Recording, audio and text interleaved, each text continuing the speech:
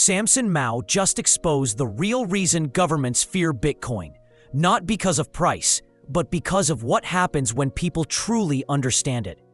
Because the moment Bitcoin clicks, everything changes. It's no longer just an investment. It becomes a way to protect wealth without permission. And that's dangerous, not for people, but for systems built on control. According to Samson Mow, most governments still see Bitcoin on the surface: price, volatility, speculation. But they're missing the deeper layer: property rights, true ownership, and a system no one can manipulate. The first and foremost is I believe that if countries adopt a Bitcoin standard and understand Bitcoin, you'll see more favorable legislation being passed, better treatment of their citizens. Because I think Bitcoin does change, it will change countries, it changes individuals, and individuals make up governments. Like, everyone's a person there. And if they understand the ethos of Bitcoin, why property rights, why the ability to build wealth is important, and why things like a bearer asset are important, that'll inform a lot of other policies that governments push forward. And I think this is the best defense we have to a very Orwellian future. So we can build technologies, we can build more peer-to-peer systems, we can decentralize things, but ultimately it comes down to the people in charge and what their worldview is. And I think if we can get them to embrace Bitcoin, then we'll end up with a better world. If the government is made up of Bitcoiners, it'll be less likely they'll be inclined to seize, because once you have that precedent, once you have that mechanism, that can be used against you too. So you just have to imagine, like, I was talking to someone about this actually. So gold technically can be seized, but the seizure of gold is relatively simple and straightforward. Either you have it in the bank and then you get 6102'd, or you have some physical gold in your possession and they just go, yoink. But to get Bitcoin out of your head, that requires locking you up in isolation for years, and potentially other things too that are not fun to talk about. But to put yourself in that position as a Bitcoiner, do you want that to happen to you? And if you're the government, when you're not in power, do you want that to happen to you or your children or your family? I think the answer is largely no. So because the process of extraction of private keys from wetware is much more complex, I think there will be more safeguards put into place against that, right? And in a hyper-Bitcoinized world, I think there are many laws that need to come into place that will enshrine privacy, because you could just happen to have a seed phrase in your pocket. You're moving it somewhere, right? And you could get pulled over at a stop and it'll be caught on camera from a body cam of a police officer. What happens then? Like, maybe the police officer didn't read it or memorize it, but someone else with access to the footage would have access to that. And there is not enough levels of protection right now that would defend you against that sort of inadvertent seizure. But I think those things will need to be addressed further down the road. Or just in general, protection of your digital information on your devices. Because when you cross borders now, your phone could be seized, and there are a number of tools out there that can download it, and maybe it'll be kept for decryption at a later date when the technology is available. But there are all these things that are weak points that need to be augmented to make people more sovereign and more protected. And we're not really there yet in terms of what governments care about so far. But I think overall, I think the direction is, if the government has Bitcoin, knows about Bitcoin, and the people are Bitcoiners, we'll be in a better place. For sure.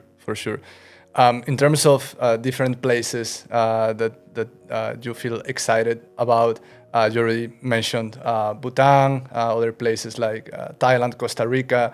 Are there any particular countries that you think are especially Bitcoin friendly, or regions maybe in general, maybe Hispanic America or Africa? Or Yeah, Africa is interesting. I think Latin America is still the ripest for Bitcoin adoption, simply because it's more stable and there's more energy. Africa adoption is definitely very interesting, and it's more usage of Bitcoin. Like people are using it as money. So it's interesting in that method. But in terms of a nation adopting, I think the potential is definitely in Latin America, I see, or potentially in Southeast Asia. But definitely Africa is on the map for potential adoption too. It's just less politically stable as a whole. But Paraguay is interesting because they have so much excess energy. And we did meet with one senator there that was very keen. It's just a matter of convincing more people. But it'd be so easy for them to start tapping into that or issuing a Bitcoin bond. Argentina is another one. I think maybe with the lifeline extended from the US buying Argentinian pesos, they'll be less keen. But we also modeled out what a Bitcoin bond program for Argentina would look like. And it's possible that in 30 years, they would eradicate all of their debt. And they have a lot of debt. So $30 billion of Bitcoin bonds in 30 years, I think 11 to 30 years, that range could be wiping off their debt. And that's something Malay has talked about. He said maybe it'll take 100, but with Bitcoin, it's like a shortcut. You get there faster. But Thailand was also very encouraging. We had some meetings there with the government, and we put together a proposal. Our chief business officer, Michael, he made a really detailed and sound proposal about creating special economic zones for Bitcoin usage, starting in the tourist islands. And they did start from Phuket, and then now it's nationwide. The sandbox has expanded, and they also removed capital gains taxes too. So Thailand's also interesting. You have said that in the Bitcoin era, having a financial advisor is like having a McDonald's as your nutritionist. So how do you envision a hyper-Bitcoinized society and the evolving concepts of sovereignty and wealth, both for the individual and the state? So hyper-Bitcoinized state of the world is really you just use Bitcoin. Nothing else exists in a material way. Maybe fiat currencies exist kind of as a relic or a token, like you want some souvenir. But by and large, everyone is transacting in and saving in Bitcoin. So in that world, it's probably dollar Satoshi parity. So in today's dollar terms, it would be $100 million per Bitcoin. But people would just be paying for things in sats. Everything is denominated in sats, or even sats and sat cents at that point. But it'll be a very different world than what we see today. It'll be based on sound money. So it's like going back to a gold standard, right? But the new gold, which is Bitcoin.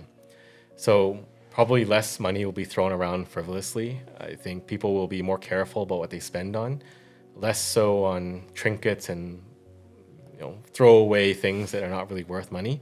Because as people become Bitcoiners, they tend to cut out a lot of the junk in their life and things that they don't need.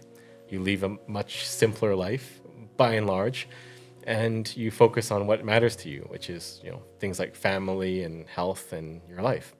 So I think the world will be a largely better place on a hyper-Bitcoinized standard.